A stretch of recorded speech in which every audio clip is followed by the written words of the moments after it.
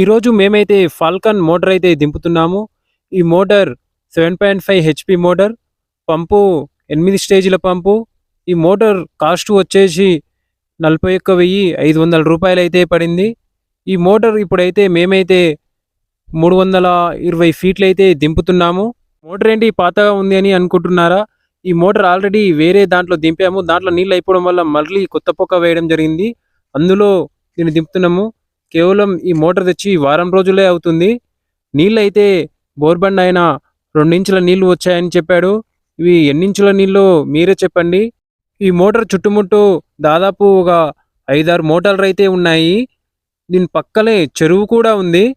అందుకే అందరూ ఇలా మోటార్లు అయితే వేస్తూ ఉన్నారు. కానీ కొన్ని మోటార్లు అయితే పూర్తిగా నీళ్ళు అయితే బంద్ అవుతూ ఉన్నాయి. మా వరకైతే అయిపోయింది, మేము వెళ్ళిపోతున్నాము. నచ్చితే మరింతమంది వ్యవసాయదారులకి షేర్ చేయండి.